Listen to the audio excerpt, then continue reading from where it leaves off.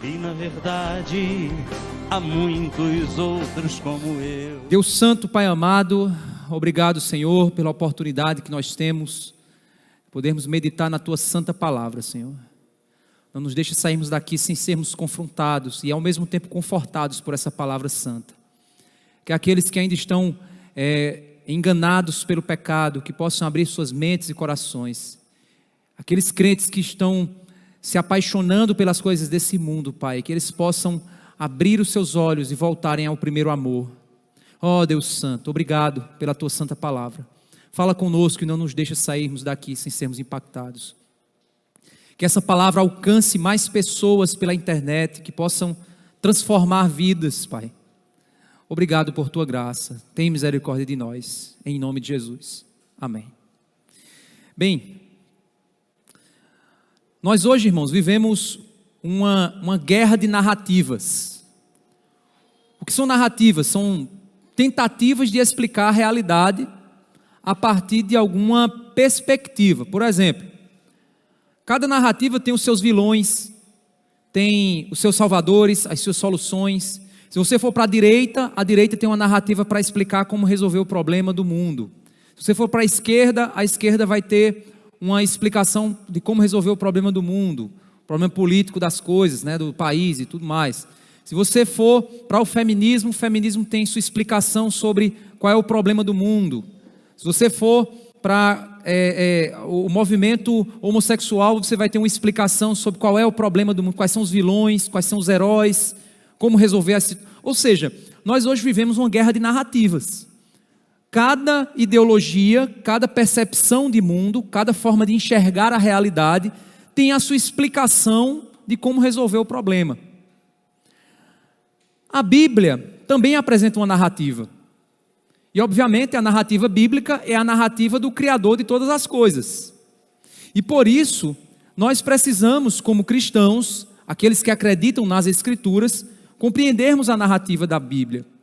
E de Gênesis a Apocalipse, a narrativa que nós vemos é que um ser humano quer achar um final feliz, seguindo o seu próprio coração, longe de Deus, e por isso ele entra em tanta confusão, tantas aflições. O ser humano permanece em sua arrogância, e por isso ele se entrega a cada vez mais maldade. Parece uma contradição. Por isso a gente precisa se concentrar na narrativa bíblica, porque é essa narrativa que é o mapa para a gente caminhar seguro no meio de tanta conversa, de tantas explicações. O GPS cristão é a palavra de Deus, para que a gente não venha a cair no engano do pecado que esse mundo está. Para a gente compreender a nossa mensagem hoje, vamos somente nos conectar ao contexto anterior. Nós estamos dentro de um prelúdio. A estrutura do livro de Apocalipse, a gente viu que ela, basicamente, depois da sua introdução, ela se divide em 7 igrejas, 7 selos, 7 trombetas, 7 taças e o final do livro. Nós entendemos que cada um desses 7 grupos de 7 é uma estrutura que está seguindo uma linha cronológica. No entanto, dentro dessa estrutura cronológica, que é a estrutura do livro, nós temos prelúdios, que são parênteses que ocorrem entre o 5º e o 6º elemento dessa estrutura. Esses prelúdios, que são esses parênteses, eles possuem um caráter um pouco mais alegórico, mais simbólico para aquilo que ele está falando.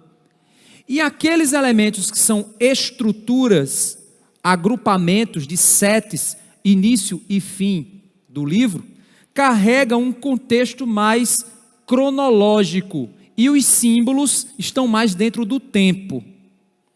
Essa interpretação que eu tenho aqui feito do livro e trazido para vocês é uma perspectiva que dentro da teologia, da hermenêutica, ela é conhecida como perspectiva eclética, que é a perspectiva que entende partes do livro como literal, partes do livro como simbólico. E por isso nós estamos aqui dentro de um prelúdio. E esses prelúdios, esses parênteses, eles apresentam verdades eternas importantes para a continuidade da sequência de estrutura do livro. É um parênteses para dizer, peraí, sabe aqueles filmes em que tem aquele momento que o personagem vai explicar alguma coisa e dá uma parada e entra no mundo dos sonhos do personagem, ele explica uma coisa e depois ele volta? É exatamente isso que acontece nos prelúdios. Então nós temos aqui exatamente isso. Dentro desse prelúdio nós temos basicamente duas partes. A primeira parte foi aquela em que João viu um anjo forte descendo do céu com um livrinho na mão, revelando que não há demora, ou seja, chegou o momento do fim. Todas as coisas profetizadas irão se cumprir ao soar da última trombeta. João então deveria comer o livrinho que revelava um chamado profético para João, onde esse chamado profético seria doce na boca, mas amargoso no ventre. Isso é o que nós vimos. Aqui então nós entendemos que essa primeira parte, ela apontava para um chamado que a igreja tem em sua missão, a missão de profetizar, que estava ali representado na figura apostólica de João. Existiam coisas então que ele deveria profetizar e coisas que ele foi proibido de profetizar.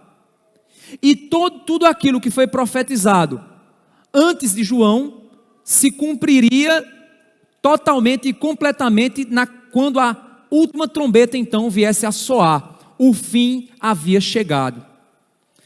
É aqui então que nós vemos uma outra missão que João é chamado, a missão de medir o templo. Então, da mesma forma que nós compreendemos que a missão de João na primeira parte foi realizar a missão profética da igreja, nós agora percebemos também que João vai receber uma outra missão que vai apontar também para uma realidade na qual a igreja está inserida. E por isso vamos lá para Apocalipse capítulo 11 para a gente conseguir entender o que está acontecendo. Em Apocalipse 11, verso 1, João então, ele começa descrevendo o seguinte: foi-me dado um caniço, semelhante a uma vara. Um caniço era uma vara de medir. Essa vara, ela tinha em média 3 metros de comprimento, e era usado por pessoas que trabalhavam na área de construção civil, onde elas iriam fazer medições para realizar suas construções. A grande questão aqui é que João recebeu essa vara de medir, esse caniço, semelhante a uma vara, e foi dito a ele, conforme o verso continua dizendo, também me foi dito, levante-se e vá medir o santuário de Deus, o altar e os que adoram no santuário. São 3 elementos que são pedidos para que João meça. O primeiro elemento é o santuário de Deus, o lugar onde Deus habita. O segundo, ou o lugar onde Deus habita e se relaciona com o seu povo. O altar, o lugar onde o sacrifício é feito para Deus. E o terceiro, os que adoram no santuário, ou seja, os que sacrificam em adoração a Deus. São 3 elementos então que são pedidos para medir. Quando nós olhamos para o Antigo Testamento, esse chamado foi dado também a Ezequiel. E provavelmente João aqui está fazendo uma alusão. O que é uma alusão? É uma citação indireta daquele fato que ocorre no Antigo Testamento. Os fatos que ocorrem no Antigo Testamento, eles criam cultura para o povo judeu. E por isso criam uma perspectiva de enxergar as coisas.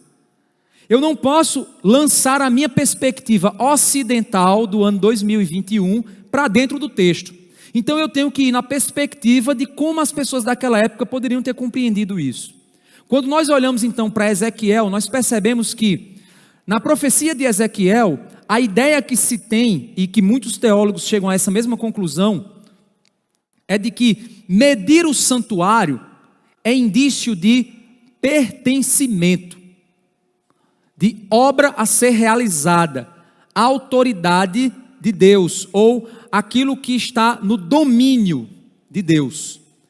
E aí nós percebemos exatamente que a ideia é essa. Olha só o que o texto diz: levante-se e vá medir o santuário, o altar e os que adoram no santuário. Mas, o verso 2, mas deixe de lado, ou seja, não meça, o átrio exterior do santuário, não o mestre, porque esse átrio foi dado aos gentios, que por 42 meses pisarão a cidade santa.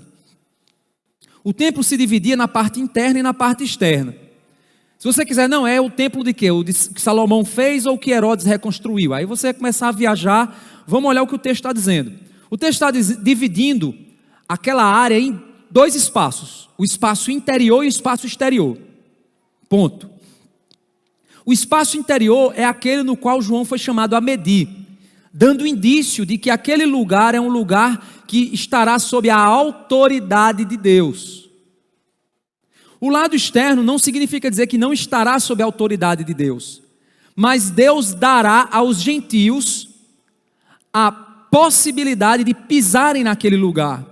E isso dá a ideia de que eles irão destruir, fazer uso daquilo, produzir o que quiserem produzir naquele, ou seja, ele será dado livremente a eles, mas a parte interna será protegida pela ação soberana de Deus, e a parte externa será entregue para que os homens usem e façam o que quiser com ela. Existem basicamente duas interpretações para isso aqui. A interpretação literal, que normalmente está na escola chamada dispensacionalista, pré-tribulacionista, que entende que o arrebatamento ocorre antes. Essa escola, ela entende que este local que João está se referindo é um local físico, sendo este o templo reconstruído de Jerusalém, que vai ocorrer essa reconstrução no final. Essa é uma linha, certo? A outra linha, ela entende que a referência aqui está sendo a um lugar espiritual. E esse lugar espiritual, ele contém o lugar onde Deus se relaciona com o seu povo, o lugar onde o sacrifício a Deus é feito e o lugar onde os adoradores de Deus estão. Basicamente, se você me perguntar, pastor, qual então seria... Peraí, deixa eu só ver aqui se eu não perdi aqui. Qual então seria qual então seria a perspectiva? Já que eu estou seguindo a linha de que eu entendo que o que esse prelúdio está dizendo, ele tem um caráter simbólico, então o que está se fazendo referência aqui seria então o núcleo de adoração a Deus, ou seja, a presença de Deus nessa terra. Isso leva então a você entender o seguinte: se é um lugar físico, um templo reconstruído, ou não é um templo reconstruído, não importa. Porque se é um templo ou se é um povo, o fato é que o lugar de adoração a Deus será preservado. É isso que o texto está nos ensinando. Então, independente da escola na qual você vá fazer sua interpretação, você vai chegar na mesma lógica. Então, não importa qual lógica eu vou usar. O entendimento que o texto está dando é o quê? É que o núcleo de adoração a Deus será preservado por Deus. E esse núcleo contém o lugar onde Deus habita com seu povo, o lugar onde o sacrifício é feito e o lugar onde os adoradores de Deus estão, sendo, mais uma vez, físico ou espiritual. É interessante nós entendermos que o próprio Cristo também faz uma referência a essa ideia de ser pisado. Quando a gente vai lá para Lucas capítulo 21, do verso 22 ao 27, nós vemos Jesus fazendo referência ao fato dos gentios pisarem no lugar santo. Isso ajuda também a gente a reforçar um pouco o nosso entendimento.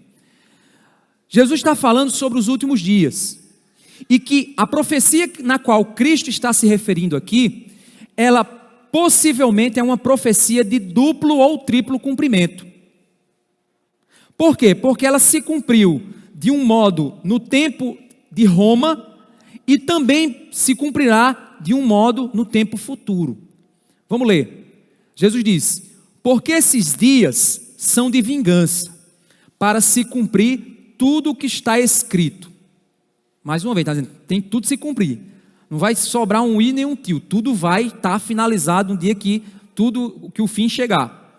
Aí ele diz: ai das que estiverem grávidas, das que amamentarem naqueles dias, porque haverá grande aflição na terra e ira contra esse povo. cairão a fio de espada e serão levados cativos para todas as nações. Até, olha o que ele diz agora, que o tempo dos gentios se completem. Ele chama de o tempo dos gentios, esse é o tempo da igreja. É o tempo em que nós, que não somos judeus, iremos alcançar a graça por meio da pregação do evangelho. É o tempo que nós estamos vivendo. Até que o tempo dos gentios se completem. Jerusalém será pisada por eles. Vai lá em Jerusalém agora, você vai ver no mínimo 3 religiões usando aquele espaço. Você vai ver que Jerusalém hoje não é aquela terra santa da qual os judeus eram os únicos exclusivos. Muita gente briga por aquele espaço, guerras acontecem, mas o lugar está lá, sendo pisada pelos gentios. E aí ele diz, haverá sinais no sol, lembra os sinais que a gente já viu aqui em Apocalipse? Haverá sinais no sol, na lua, nas estrelas, sobre a terra, angústia entre as nações, em perplexidade por causa do bramido do mar e das ondas, o mundo com medo, dizendo assim, a terra não é mais um lugar seguro para se estar. Afinal de contas, a ira do Cordeiro se aproxima. Haverá pessoas que desmaiarão de terror e pela expectativa das coisas que sobrevirão ao mundo. Olha só que interessante, não parece o que a gente já viu em Apocalipse? Pois os poderes do céu serão abalados. Então verão o Filho do Homem vindo numa nuvem, guarda isso no seu coração, numa nuvem, com poder e grande glória. Cristo voltará e o povo vai ver e vai ficar. E agora? É interessante nós entendermos que a figura na qual João está apresentando aqui, e aí a gente vai viajar um pouquinho para a gente chegar nesse entendimento. A figura que João está apresentando aqui é um espaço de adoração, no qual quem está fora desse espaço de adoração estará ameaçando constantemente os que estão dentro. Mas como quem está dentro está protegido por aquele que mediu o lugar e tem autoridade sobre, eles não irão alcançar os que estão dentro. Sabe que figura mais rápida vem à minha mente? Imagina você no apocalipse zumbi, e você está trancado dentro da sua casa, e os zumbis cercaram a sua casa, e estão tentando derrubar a porta e entrar na sua casa, e já fazem semanas que os zumbis estão ao redor da sua casa tentando derrubar a porta. Deus disse a você que ninguém vai entrar naquela casa para te pegar, mas mesmo assim você tem que conviver, fazer seu almoço, fazer seu jantar, tomar seu banho, usar as coisas dentro de casa, sem poder sair, mas na iminência deles entrarem, angustiado, porque eles estão tentando derrubar a porta, mas Deus disse que ninguém vai entrar na casa.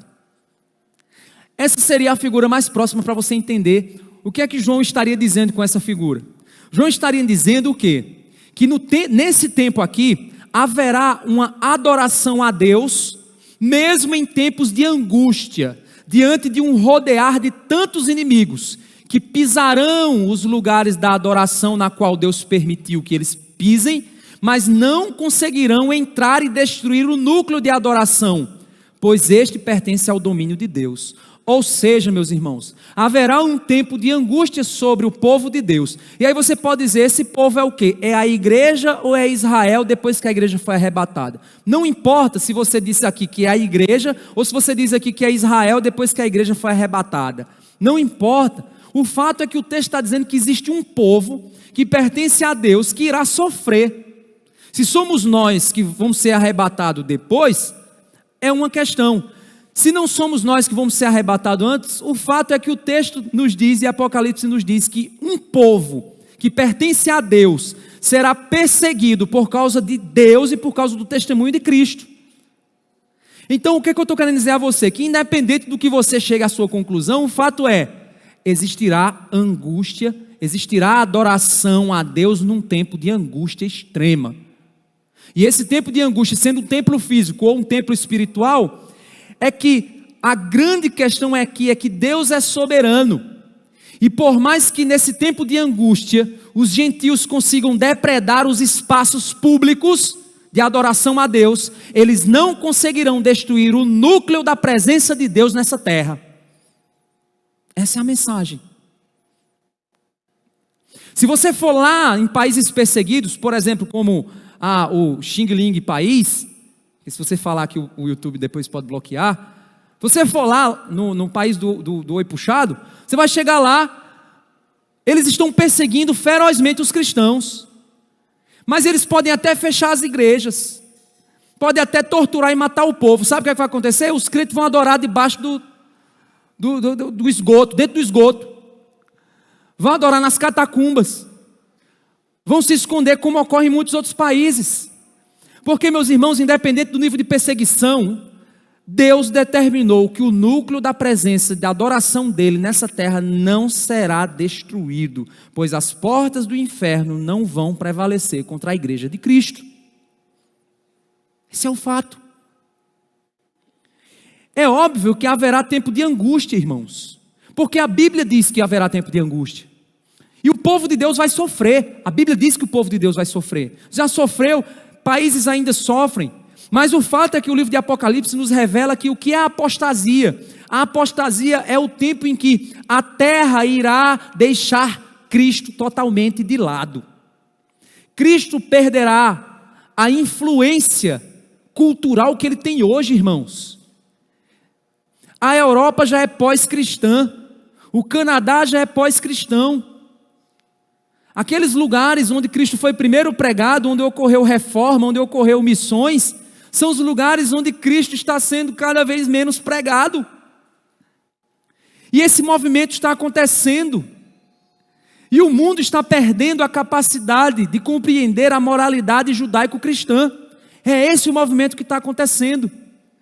Mas o cristianismo pode até perder a posição no seu espaço público, mas o núcleo de adoração, onde está o santuário de Deus, a presença de Deus com o seu povo, o altar, que é onde ocorre o sacrifício contínuo. Lembra Romanos 12? Romanos 12 diz o quê? Rogo-vos, pois, irmãos, pela misericórdia de Deus, que apresentei os vossos corpos como sacrifício vivo contínuo a Deus. Nós somos esse sacrifício contínuo a Deus. Quando nós negamos por causa de Cristo determinadas coisas, quando nós buscamos a nossa santidade, quando nós nos levantamos contra os pecados desse mundo, contra os nossos próprios pecados, somos esse sacrifício agradável a Deus, esse culto racional, sendo transformados pela renovação do nosso entendimento.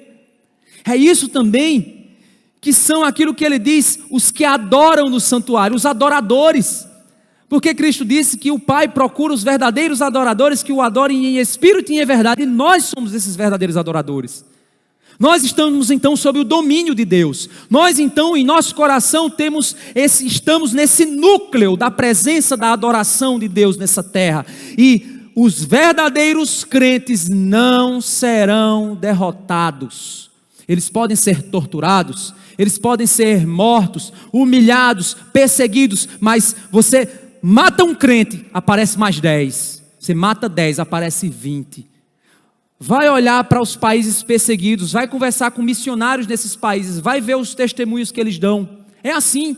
Quanto mais a perseguição se intensifica contra o povo de Deus, mais o povo cresce. É impressionante, gente. Esse povo é um povo ruim, para o mundo é um povo difícil. Por que os países que detêm a ideia comunista, eles tentam destruir o cristianismo? Porque o cristianismo é a última barreira contra a consciência. Porque eles podem dominar tudo do homem, mas eles não conseguem dominar a mente do homem. Principalmente se for um cristão, ele não se dobra. Eles podem tirar a casa, podem tirar a família, podem tirar a saúde, podem tirar tudo, mas eles não tiram o Espírito Santo de Deus da consciência do homem. Então o que esse texto nos diz, meus irmãos, é que haverá esse tempo de angústia. E Deus preservará o seu povo. E aí, na sequência, ele entra no verso 3 dizendo: darei autoridade às minhas duas testemunhas. Aí surgem dois personagens.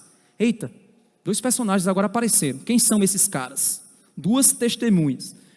Perceba que a mensagem central desse prelúdio é testemunhar, profetizar, testemunhar, profetizar, testemunhar, profetizar.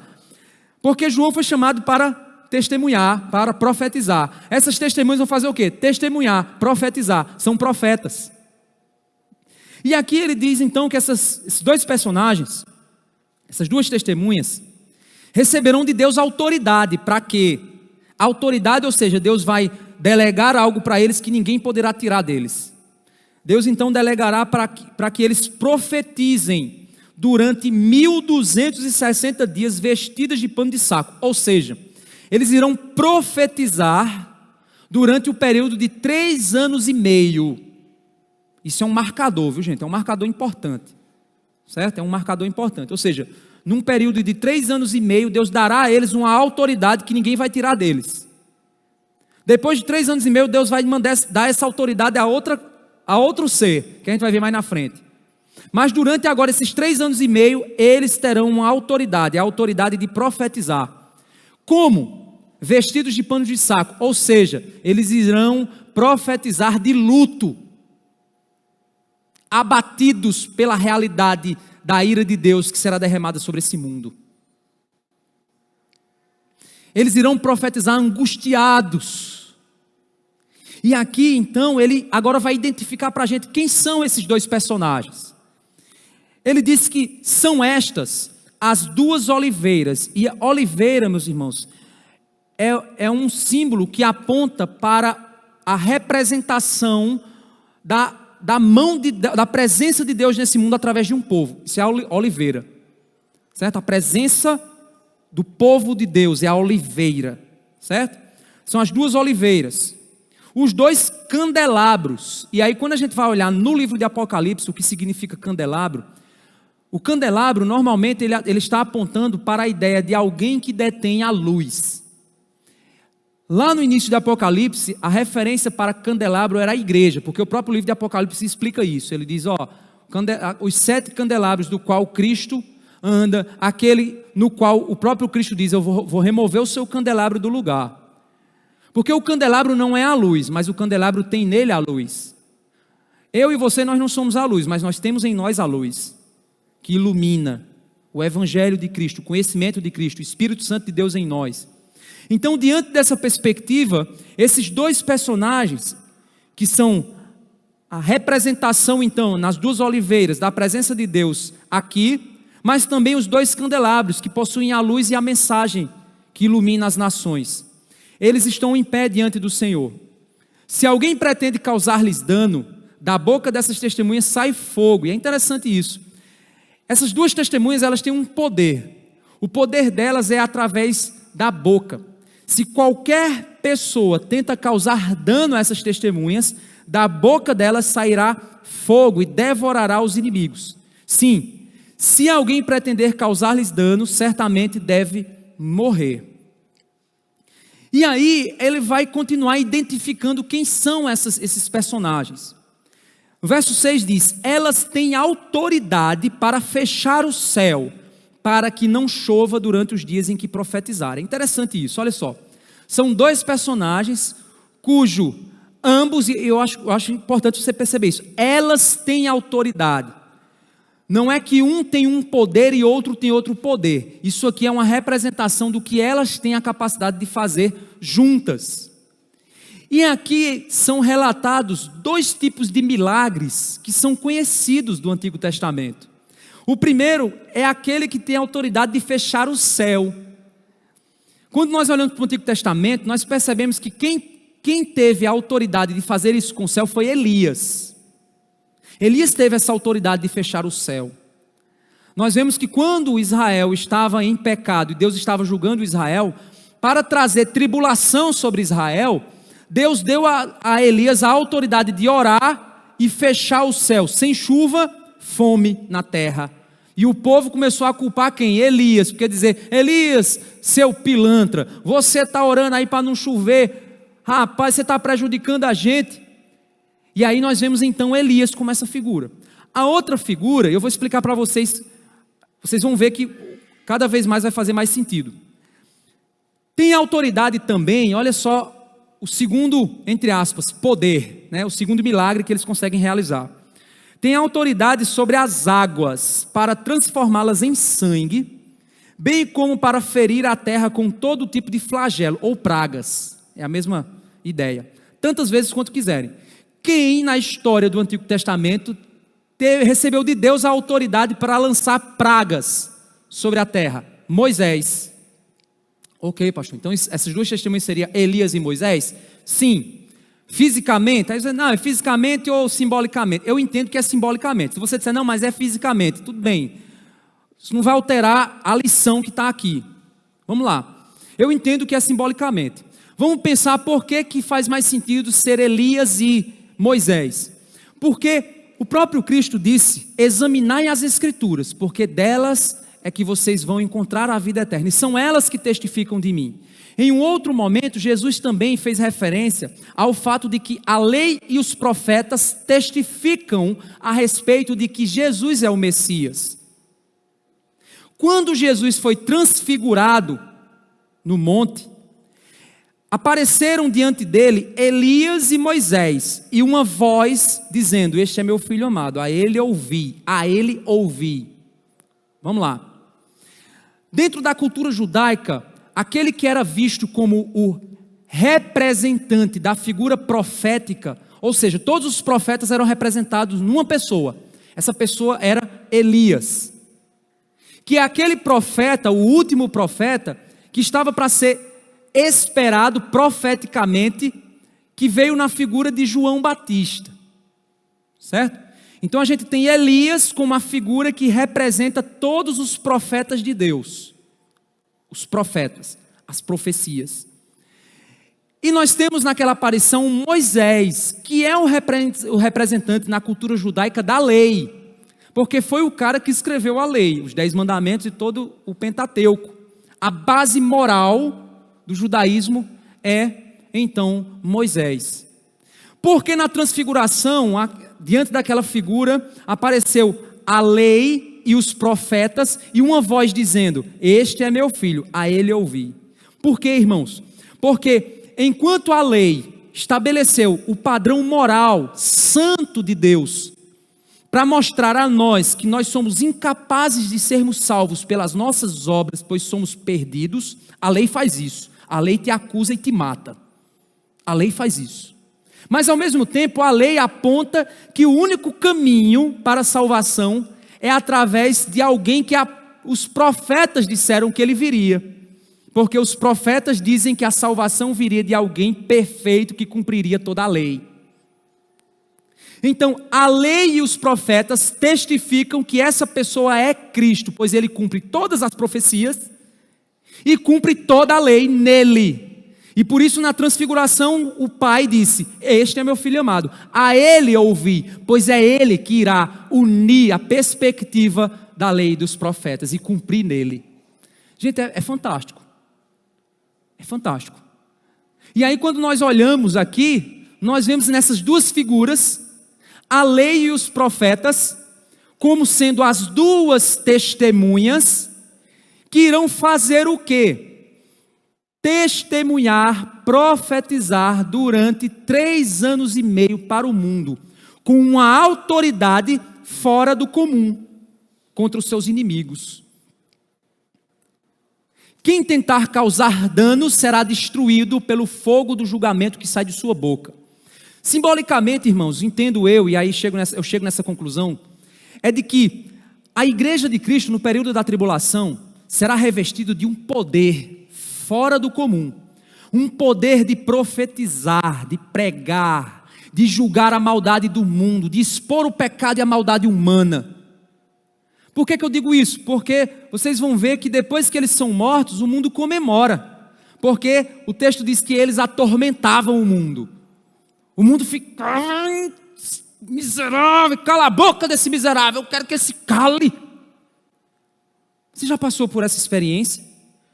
Você num local onde você é crente, não tem crentes ali, e eles se incomodarem só pela tua presença, só porque você quer fazer o que é certo, as pessoas se incomodam porque você está ali querendo fazer o que é certo. Certa vez, eu soube de um caso, já soube de outros também, né? Mas especificamente um caso, em que a mãe disse que preferia o filho no presídio do que dentro de uma igreja. E é interessante que se cumpriu na vida dela. E é o mais triste é isso. Quantas famílias preferem, quantos pais preferem os filhos num bordel, na farra, na cachaça, do que dentro de uma igreja? E é interessante, vocês já pararam para perceber por que que quando você se arruma para vir para a igreja, aqueles que não querem vir se incomodam tanto, só porque você não está fazendo nada com ele. Você não está criticando, não está xingando, não está tirando dele dinheiro, não está fazendo nada. O que você está fazendo é o quê? se arrumando para ir para a igreja, mas parece que incomoda. De onde vem esse incômodo? Você já se perguntou? De onde vem esse incômodo? O texto está nos mostrando aqui, porque existe um testemunho implícito. No momento em que você faz o que é certo, na frente do mundo, o mundo está sendo acusado. A tua presença naquela roda de amigos acusa. Irmãos, o mais triste é que hoje dentro da própria igreja já é assim. É impressionante. Quando tem um crente dentro da igreja que quer fazer o que é certo, até os outros crentes começam a criticar. É impressionante. Puxa saco de pastor. Esse aí só quer ser santo. Olha só. É impressionante, gente. Até dentro da própria igreja, quem quer fazer o que é certo incomoda. Muitas vezes é escanteado. Não faz parte do grupo dos especiais. Por quê? Quer fazer o que é certo. E aí passa a ser o quê? Escanteado. Porque incomoda, meus irmãos. O testemunho da lei e dos profetas, que se concentra na pessoa de Cristo, e que por isso todo aquele que se torna então um testemunho vivo do Cristo que há em mim, incomoda. E imagina a igreja um dia ser revestida de um poder. Não estou dizendo que a igreja vai pegar em armas, não. Estou dizendo que a gente vai virar dragão, que vai sair com fogo da boca. Estou dizendo isso não. Mas a linguagem simbólica diz que haverá em nós um poder tão grande de testemunho, tão forte, que nós seremos até perseguidos, mas nós incomodaremos. Nós somos aquela pedra no sapato do mundo. Você sabe por quê que o aborto ainda não foi aprovado no país? Porque toda vez que fala em aborto, os crentes enchem o saco. Você sabe por que a ideologia de gênero ainda não avançou? Porque toda vez que fala nela, os crentes avançam. Sabe o que aconteceu recentemente? Uma escola batista fez um vídeo, até esse vídeo viralizou, um vídeo das crianças dizendo: o meu Deus não erra. Sabe o que aconteceu em Minas Gerais? A escola foi processada, porque aquilo, segundo quem processou, era discurso de ódio. Olha só, os caras podem vir dizer para mim que o meu filho não é menino, mas se eu digo que o meu filho é sim, é discurso de ódio. Por quê? Me dê uma explicação lógica que não seja espiritual. Não tem. A explicação é puramente espiritual. E o que esse prelúdio está nos dizendo é que haverá um tempo de angústia, em que Deus vai determinar durante um período, 3 anos e meio, que pode ser simbólico ou não, não importa, mas é um período cravado em que Deus domina o tempo e a história. E esse período Deus então trará, aí é uma interpretação minha, certo? Deus trará um avivamento poderosíssimo dentro da igreja de Cristo. E nós avançaremos com boca de fogo contra esse mundo. E vamos incomodar muito, não é pouco, é muito. E o mundo ficará revoltado. Hoje eles estão revoltados? Estão, mas vai aumentar. E eles ficarão tão perturbados que o verso 7 diz: quando tiverem então concluído o testemunho que devem dar, aquele que Deus determinou, a besta que surge do abismo fará guerra contra eles. Aí, quando terminar o tempo que Deus determinou, surgirá uma besta, que é o anticristo. Surgirá o anticristo. Esse anticristo que vai surgir do abismo fará guerra contra elas. A besta vencerá e matará as testemunhas. Ou seja, é como se Deus dissesse: ok, acabou o tempo do testemunho, agora eu entrego na mão do falso profeta, do anticristo, da besta. Eu entrego na mão. É esse o tempo que é chamado de a grande tribulação. É um tempo de muita angústia, onde haverá dura perseguição contra o povo de Deus. E aqui afirma que eles serão vencidos. Mas lembram que no início do texto, João foi chamado a medir o núcleo da adoração, dizendo: ninguém toca aqui, nesse núcleo ninguém toca. A presença de Deus não será extirpada desse mundo, ainda estará lá. Sabe onde? Estará dentro dos esgotos, escondido dentro das casas, dentro das catacumbas, como foi no passado, como é lá no Irã, no Iraque, na China, no país do olho puxado. Onde é lá naquela outra também, do olho puxado? Acontecerá isso, irmãos. Como foi no passado, como foi na época que esse povo aqui recebeu essa mensagem, como estava sendo para eles, haverá novamente. E aí, meus irmãos, diante disso, diz que, no verso 8, os seus cadáveres ficarão estirados na praça da grande cidade, que espiritualmente... Então, olha só, eles vão vencer, vão matar e vão estirar os cadáveres das duas testemunhas na praça. Vamos lá. Pastor, é literal porque são os cadáveres. Olha, a simbologia aqui presente faz referência a um ato cultural que até pouco tempo a gente via. Por exemplo, quando mataram o Lampião, cortaram a cabeça dele e botaram na praça para o povo ver Lampião morto. Quando mataram o Tiradentes, cortaram ele e botaram na praça para todo mundo ver que ele foi vencido.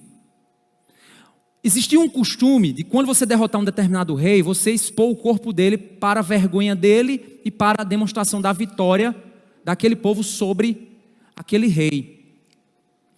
É exatamente a mesma ideia aqui. O que eles irão fazer? Não é que eles irão expor os defuntos cadáveres na praça, não. Eles irão cantar vitória e expor a vitória deles de uma forma que eu não sei. As profecias são assim, gente. Você não entende ela, mas quando se cumpre você diz, agora sim, agora faz sentido. Foi assim que aconteceu com as profecias do Messias. Muita profecia era dita e o pessoal dizia, mas quando aconteceu, agora estou entendendo o que aquilo significava. E aqui então os cadáveres ficaram estirados na praça da grande cidade. Que cidade é essa? É uma cidade que espiritualmente é chamada Sodoma e Egito. Que é isso? Sodoma é o símbolo da perversão humana, do ápice da perversão humana. Sodoma não foi destruída por causa da homossexualidade não, gente. Se você acha que foi só isso, você está errado. A homossexualidade era a maior prova de depravação daquela cultura. Mas eram diversos os moldes daquela cultura. Então, eles serão expostos em uma cidade que espiritualmente lembrará a depravação de Sodoma e a escravidão do Egito contra o povo de Deus. Mas também é um lugar onde o seu Senhor foi crucificado. Onde Cristo foi exposto, como que os romanos tivessem vencido ele. Mas não venceram. Aquela foi uma vitória aparente do diabo. Pelo contrário, o diabo só cavou a cova que ele ia cair dentro, quando ele crucificou o nosso Senhor. E aí, verso 9 diz, então muitos dentre os povos, olha só a reação deles, muitos dentre os povos, tribos, línguas, nações, contemplarão os cadáveres das duas testemunhas, por 3 dias e meio, e não permitirão que esses cadáveres sejam sepultados. Ou seja, passarão 3 dias e meio contemplando a vitória deles contra quem? Contra a lei e os profetas. Finalmente, a lei e os profetas foram caladas. Finalmente, o testemunho público daqueles que julgavam pela sua fala, pronunciavam juízo contra uma nação ímpia, contra o mundo ímpio, mostrando que isso aí não é amor, isso é pecado. Isso parece agressivo? Parece. Para o mundo hoje é. Essa dupla aí, isso é amor? Não, é pecado. Não é amor. Não é amor. Isso é agressivo. Nós seremos processados, humilhados, presos, mortos, por dizer coisas assim. É isso que vai acontecer. Mas chegará um tempo que a gente vai incomodar tanto que aí Deus vai dizer, pronto, acabou o tempo do testemunho, agora a besta vai vencer. E aí ela perseguirá tão fortemente o povo, que ela chegará então a calar completamente esse povo da face da terra. Obviamente eles estarão escondidos, fugindo. Mas eles estarão calados do espaço público. Ou não foi isso que já aconteceu? Nós não temos mais vozes dentro das universidades. Não temos mais vozes dentro da TV. A mídia já nos cala. Nós não temos mais vozes no espaço público. Se a gente fala contra o aborto, eles dizem, não, isso é uma questão religiosa. é sua pessoal. Não é. O aborto é uma questão biológica, filosófica, não é uma questão religiosa. Mas eles dizem que é. Meu corpo, minhas regras. Eu faço o que eu quiser da minha vida, você não tem nada a ver comigo. Temos sim, pois somos imagem e semelhança de Deus, e a verdade precisa ser pregada. Mas chegará o tempo em que nós seremos silenciados totalmente. As pessoas vão perguntar: quem é Cristo? Cristo era uma religião antiga, não existe mais não. É coisa de gente atrasada, é coisa de gente burro, manipulado. É isso que vai acontecer. E aí, meus irmãos, os que habitam sobre a terra se alegrarão por causa da morte dessas duas testemunhas. Realizarão festas e enviarão presentes uns aos outros, porque esses dois profetas atormentaram os que moram sobre a terra. Mas depois dos 3 dias, eles acham que deram a linguagem final, a palavra final. Nós achamos que talvez se nós não pegarmos em armas para vencer essa guerra cultural, iremos perder. Não, não vamos. O nosso chamado não é para pegar em armas. O nosso chamado é para pregar o evangelho até os confins da terra. Expor o pecado. Confrontar o erro. Incomodar o mundo com nossa fala de gente chata, de gente quadrada, de gente antiquada. É assim. Seremos massacrados pelos crentes politicamente corretos. Como recentemente, ontem eu fui pregar numa igreja, aí eu fiz uma citação falando sobre mídias sociais, aí fiz uma citação sobre Humberto Eco, que ele diz o seguinte, né, numa frase dele, ele diz que a internet está criando uma legião de idiotas. Essa é a frase dele, uma legião de idiotas. Ou seja, está idiotizando as pessoas. O que é um idiota, gente? Um idiota é uma pessoa que perde a capacidade de reflexão. Isso é um idiota, certo? Isso é o termo, é um termo, certo? Português. Aí uma pessoa foi, depois mandou uma mensagem para o WhatsApp lá da igreja, nosso WhatsApp da igreja, disse: diga ao pastor, bem espiritual, diga ao pastor que nenhuma palavra torpe saia da sua boca, somente a que for para a edificação. Ele falou sobre idiotas. Tem outros termos para serem usados. Eu digo: meu Deus do céu, passei 1 hora falando, dando alertas importantes aos pais, falando uma série de coisas, mas por causa de uma citação, onde saiu a palavra idiota, que não foi uma questão agressiva. Segundo a perspectiva do filósofo, do Humberto Eco, a idiotização é exatamente essa incapacitação do jovem de pensar. É isso que está sendo feito com a cabeça dos teus filhos. Ele está sendo idiotizado. Só que a pessoa está tão, eu vou usar um termo pesado, tão fresco. Hoje a geração está tão mimimi, tão sensível demais. Eu sou alguém que chora. A gente está assim. Aí o que é que acontece? É agressivo. Ai, que eu me tremi. Ai, que ele me agrediu. É isso, gente. São esses tipos de crentes que vão crucificar quem falar a verdade. É isso que vai acontecer. Lá na frente vocês vão ver que esses crentes são os que vão se preparar para andar com a prostituta, que é a igreja desviada. É o símbolo da igreja desviada, é a grande prostituta, que corrompe a terra com uma linguagem politicamente correta. Vamos aí, tudo é amor, tudo é amor. Não. Justiça também é amor.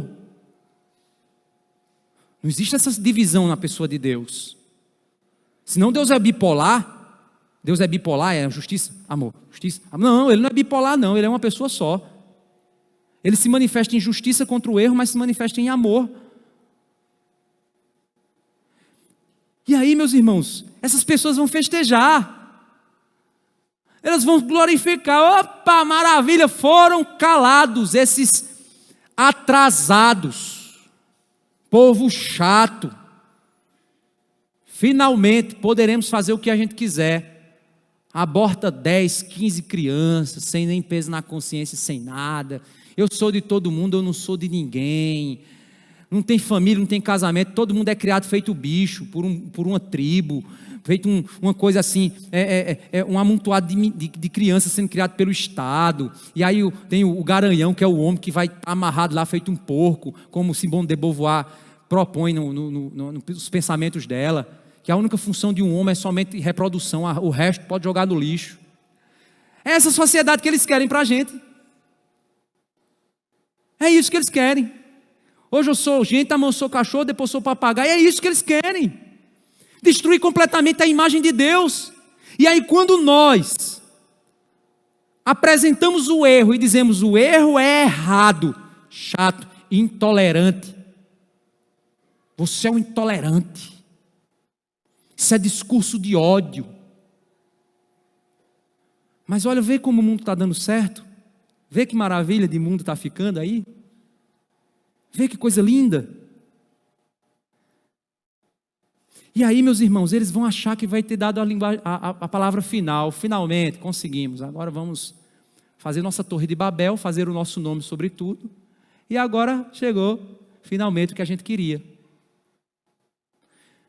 Depois de 3 dias e meio, entrou neles um espírito de vida vindo da parte de Deus, e eles se ergueram sobre os pés. E aqueles que os viram ficaram com muito medo. Pronto, a lei e os profetas se levantam de novo da tumba e dizem assim, agora a gente vai dominar a terra. Não, vai não. Sabe o que é que eles vão fazer? As 2 testemunhas ouviram uma voz vinda do céu dizendo-lhes, subam para cá. E subiram ao céu numa nuvem.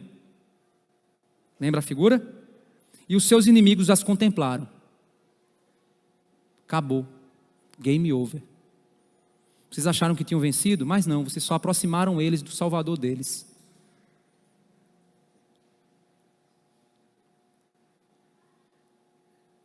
É isso aqui, meus irmãos, que Jesus ele nos chama lá em Mateus 10, 23 a 34. Ele diz assim, ó, quando, porém, perseguirem vocês numa cidade, fujam para outra, porque em verdade lhes digo que não terão percorrido as cidades de Israel até que venha o Filho do Homem.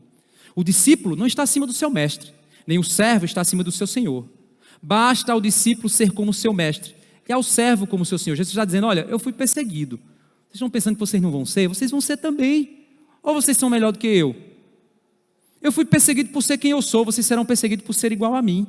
Vocês serão odiados de todas as nações por causa do meu nome. Não é isso que ele havia dito? Pois é isso que ele está repetindo aqui. E aí ele diz, se chamaram o dono da casa de Beelzebu, quanto mais os membros. Se chamaram Cristo de demônio, quanto mais nós. O Cristo que nós pregamos hoje é intolerante, gente. Esse é o discurso que está sendo ensinado.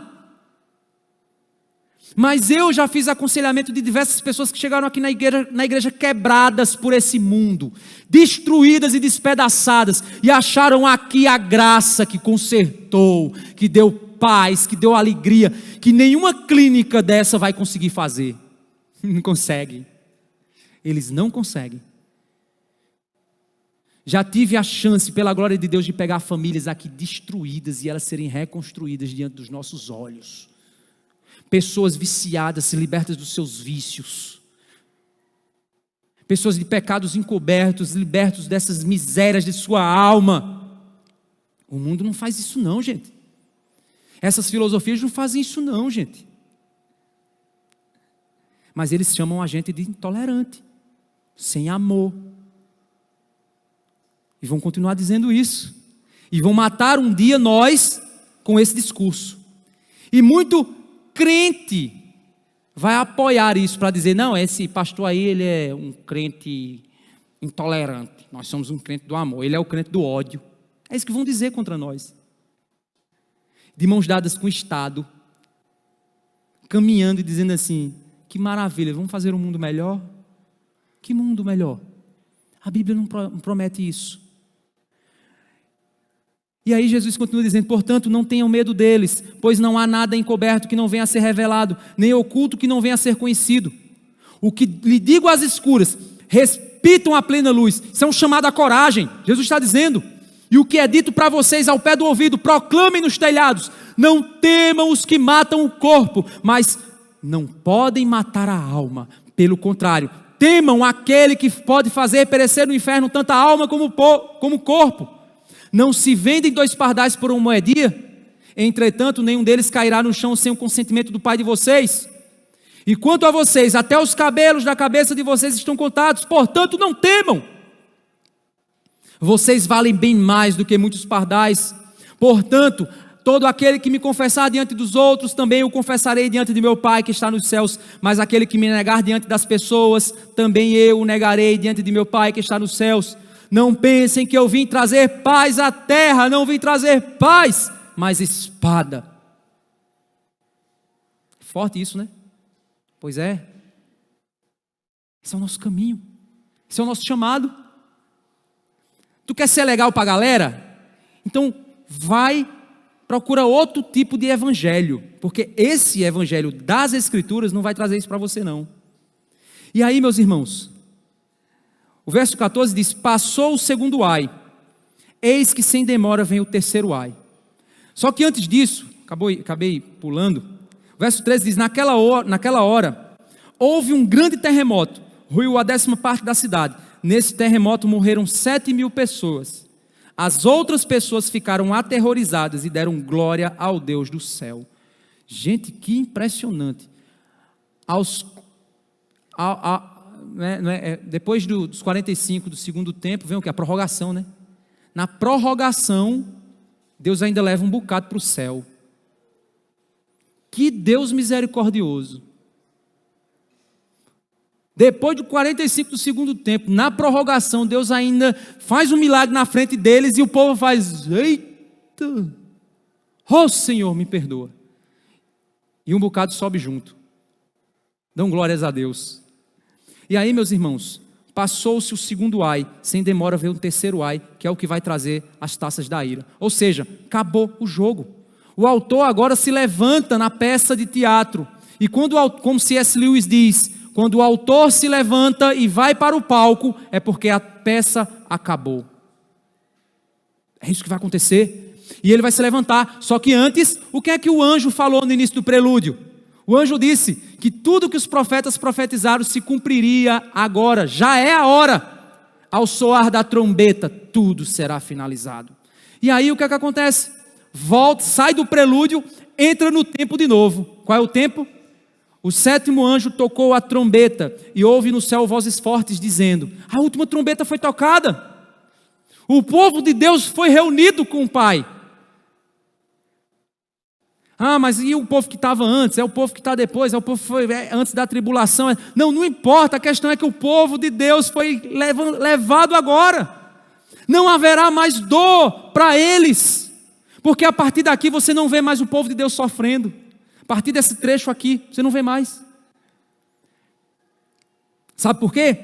Porque o 7º anjo, quando toca a trombeta, ouve nos céus forte voz dizendo: o reino do mundo se tornou de nosso Senhor e do seu Cristo, e Ele reinará para todo sempre. E os 24 anciãos, que são aqueles que representam o povo de Deus, que estavam sentados no trono diante de Deus, prostraram-se sobre o seu rosto e adoraram a Deus, dizendo: graças te damos, Senhor Deus Todo-Poderoso, que és e que eras, porque assumiste o teu grande poder e passastes a reinar. Na verdade, as nações se enfurecem. Chegou, porém, a tua ira e o tempo determinado para serem julgados os mortos, para se dar o galardão aos teus servos, os profetas, aos santos e aos que temem o teu nome, tanto aos pequenos como aos grandes, e para destruíres os que destroem a terra. Acabou. E aí, meus irmãos, a presença de Deus cada vez mais se aproxima da terra. E quanto mais se aproxima a presença de Deus, mais o sol aquece, mais a coisa fica difícil. Por isso que o verso 19 diz: abriu-se então o santuário de Deus, que se acha no céu. Foi vista a arca da aliança do seu santuário, e sobrevieram relâmpagos, vozes, trovões, terremotos e forte chuva de granizo. E a partir daí, meus irmãos, é só ira. Não resta mais salvação. E aí, nós precisamos entender que Deus está conduzindo o seu plano soberano. Ele nos chamou para julgarmos esse mundo, irmãos, por meio das nossas obras e das nossas falas. Mesmo que você não fale nada, mas só a tua presença já julga esse mundo. Por isso que você incomoda. Jesus disse que quem pratica o mal não se achega à luz, porque as suas obras são más. Quem crê em Cristo não será julgado, mas o que não crê já está julgado, pois sobre ele permanece a ira de Deus. Sabe o que você tem que fazer para receber a ira de Deus? Sabe o quê? Nada. Continue do jeito que você está. Só é não fazer nada que a ira de Deus cai sobre você. Simples assim. E o que é que eu preciso fazer para ser salvo? Creia no Cristo. Essa é a grande mensagem do livro de Apocalipse, meus irmãos. Não existe bondade verdadeira longe do Criador.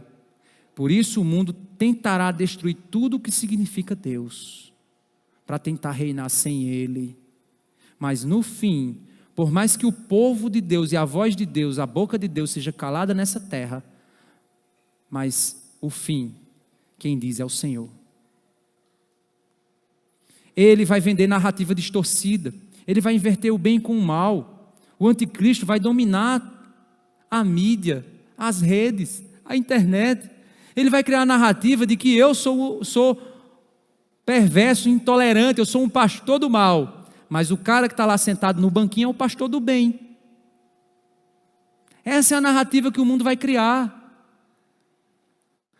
Que lá o tal do Kivitz é o pregador do amor, e o Hernandes é o do ódio, e o Augustus é o cara do mal. É isso que vai acontecer, irmãos. Mas aí a grande pergunta é: você espera em quem? No sistema desse mundo?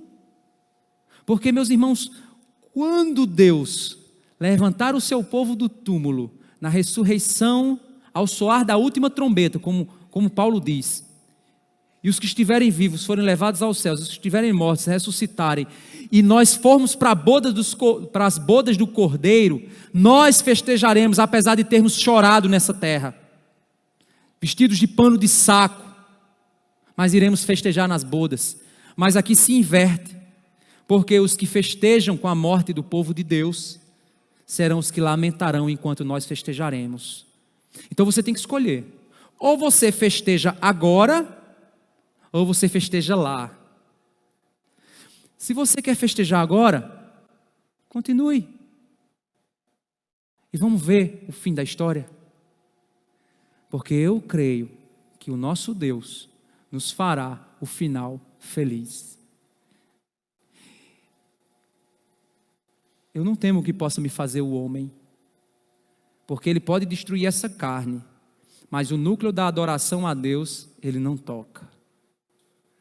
Sempre foi assim na história da igreja, sempre vai ser, porque quem domina a história é Deus.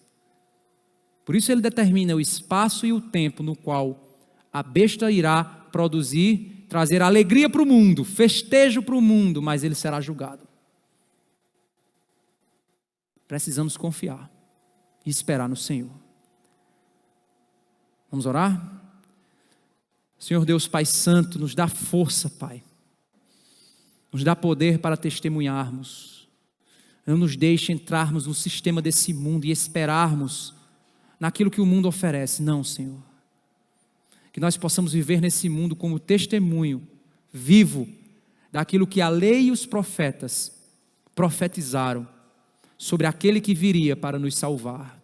Nele nós esperamos. E apesar dele ter sido morto e crucificado por este mundo, um dia ele voltará em vitória. Por mais que nós, assim como nosso Senhor, sejamos mortos e crucificados neste mundo, sabemos que um dia estaremos com o Senhor nos ares, nas nuvens, conforme a Tua palavra nos ensina. Obrigado por essa esperança, Pai, porque o mundo pode nos tocar, mas a nossa alma, eles não conseguem alcançar. Obrigado por essa esperança poderosa, que não nos deixa nos dobrar pelos sistemas, mas confiarmos no Senhor. Mantenha a nossa confiança no Senhor. É isso que te pedimos, em nome de Jesus. E na verdade, há muitos outros como eu,